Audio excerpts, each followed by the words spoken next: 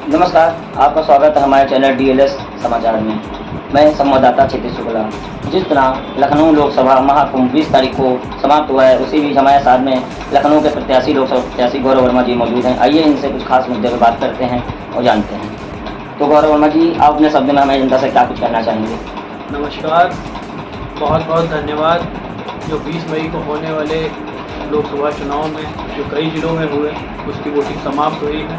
उसमें सभी मतदाता बंधुओं को मैं धन्यवाद देना चाहता हूँ, युवाओं को, माताओं को, बहनों को, जिन्होंने बढ़ चढ़ के हिस्सा लिया और मतदान किया। तो जिस तरह आपने अभी पिछले बयान में कहा था कि भारतीय जनता पार्टी जुमलेबाजी सरकार है, या इस बार चुनाव देखकर या चुनाव का असर देख के आपको क्या लगता है? क्या आप अपने शब्दों में बयान करना चाहेंगे?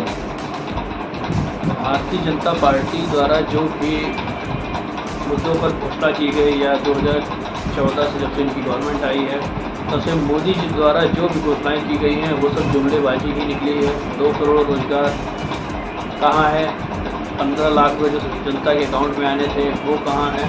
वो सब तो खुद ही उन्हीं के पार्टी के वरिष्ठ नेताओं ने कह दिया कि वो तो जुमलेबाजी थी। तो जनता इस बार देख रही है, जनता ने भी बढ़ चढ़ के वोटिंग की है, हिस्सा लिया है, मतदान किया है। और जिस तरीके से भारतीय जनता पार्टी क्षेत्र में और ज़िले में जो विकास की जो बिगुल बजा रही थी, उसमें वो टाइम पिस निकली। लखनऊ की ही मैं अकबर नगर और आपका हैदर कैनाल और भीखमपुरवा की मैं बात करूंगा। आज़ादी के बाद से रह रहे लोग, जिनका वो वोट ले रहे थे, वाटर टैक्स, हाउस टैक्स, बिजली का बिल सब लेते थे, आज उन बस्तियों को उनके द्वारा अवैध करार दिया जा रहा है। तो ये कहाँ तक के सही है? जो जनता 50-50, 60-60 साल से जिनकी पीढ़ियाँ वहाँ रह रही थी आज़ादी के बाद से, आज उनको बेघर कर दिया गया है, घर तोड़ दिया गया है। उनको कहाँ रहने को दिया जाएगा मकान, ये भी अभी सुनिश्चित नहीं है। वहाँ पर अगर आप जाएंगे, देखेंगे तो महिलाएं, बच्चे तिरपाल डाल के रह रहे हैं, उनके मकान तोड़ दिए गए, रोज़गार छीन लिया गया है।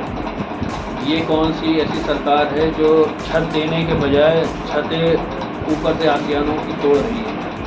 तो जिस तरह एक भारतीय जनता पार्टी या कोई अन्य पार्टी हो, हिंदुत्व का भी लेकर के बात चलती है एवं हिंदू का साथ हिंदुत्व का विकास की भी बात करती है, उसमें हिसाब से एक आप हिंदूवादी नेता भी हैं और शुरू से आपका संघर्ष श्री कमलेश तिवारी हिंदुस्तान पार्टी के साथ रहा, उनके कंधे से कंधा मिला करके आप चले हैं। तो उस आप किस नजरिया से देखते हैं कि भारतीय जनता पार्टी का हिंदुत्व का साथ कहाँ तक है?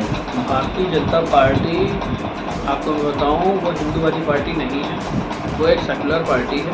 उसमें कोई भी हिंदूवाद नहीं है।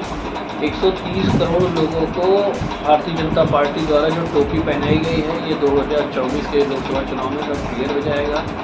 जनता जाग चुकी है और सब जानती है।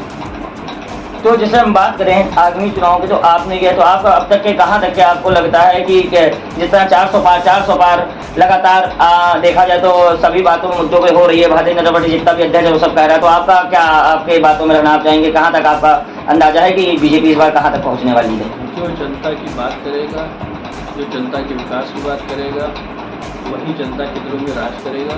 वो चाहे किसी भी पार्टी हो या कोई भी दल।